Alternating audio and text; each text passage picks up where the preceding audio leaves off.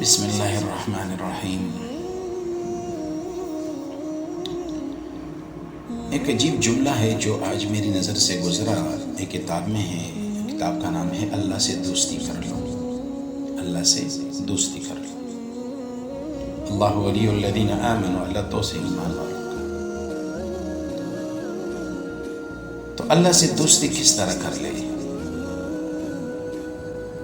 کیونکہ اللہ رب العزت نے ہمیں جو اس دنیا میں بھیجا ہے تو بہت بڑے امتحان میں ڈال دیا ہے ہمیں، کیونکہ ہمارا اس دنیا میں آنا اپنی مرضی سے نہیں ہے اور ہمارا اس دنیا سے جانا بھی اپنی مرضی سے نہیں ہوگا۔ اور حالات اور واقعات ہم دیکھتے ہیں نا کس طرح حملہ کرتے ہیں، نہ اس کے حملوں سے کوئی غریب بچتا ہے نہ کوئی کروڑپتی۔ اور یہ جو مال ہم کما رہے ہیں نا، تو اس مال سے ہم خوشیاں خرید سکتے ہیں۔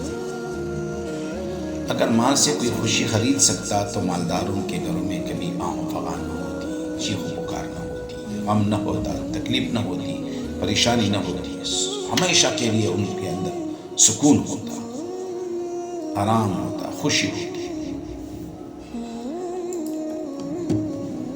یہ تو اللہ رب العزت نے ارشاد فرمایا نا، تلک الایام نداولها بین الناس، یہ دن تو ہمارے ہاتھ میں ہے، ہم جیسے چاہیں انہیں پھیر کے رکھتے ہیں۔ یہ تو اللہ کے اختیار میں ہے، تو اللہ جس طرح کر سکتا ہے کوئی اور نہیں کر سکتا۔ اب ہم ان مال سے خوشیاں خرید سکتے ہیں، کبھی بھی خرید نہیں سکتے۔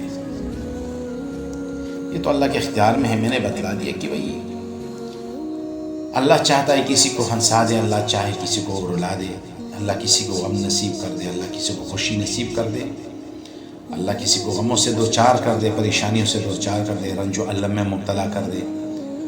اللہ ان کی جولی کو خوشیوں سے بھر دے، کسی کی چوری کو خوشیوں سے بھر دے۔ اضحک و ابکا، کسی کو رلاتا ہے اور کسی کو ہنساتا ہے۔ یہ کون کرتا ہے؟ یہ اللہ۔ تو رلانا بھی اللہ کا کام ہے، ہنسانا بھی اللہ کا کام ہے۔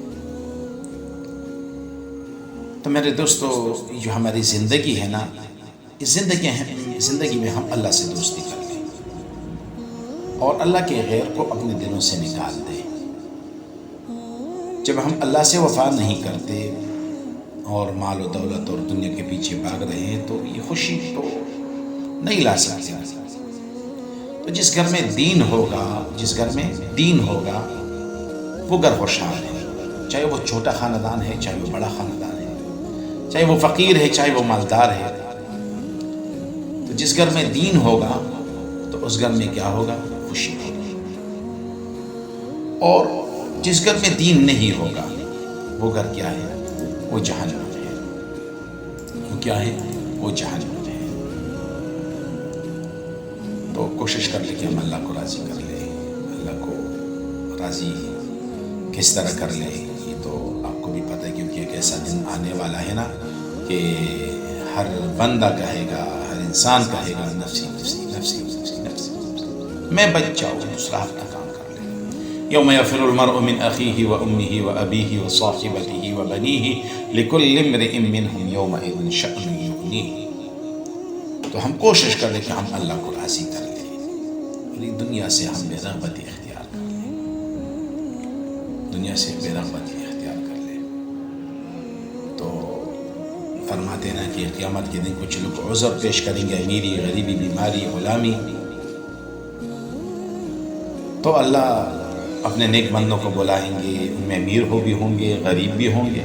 کس طرح انہوں نے زندگی گزاری؟ کوشش کر لیں انشاءاللہ۔ اللہ غریب غفور رحیم بادشاہ ہے، وہ ہمارے خطاؤں کو معاف کرنے والا ہے۔ نبی کریم صلی اللہ علیہ وسلم فرماتے ہیں نا، کل بنی آدم خطاء وخیر الخطائین التوابون، ہر بندہ خطا کار ہے اور سب سے بہترین خطا کار کون سا ہے؟ کون ہے سب سے بہترین خطا کار؟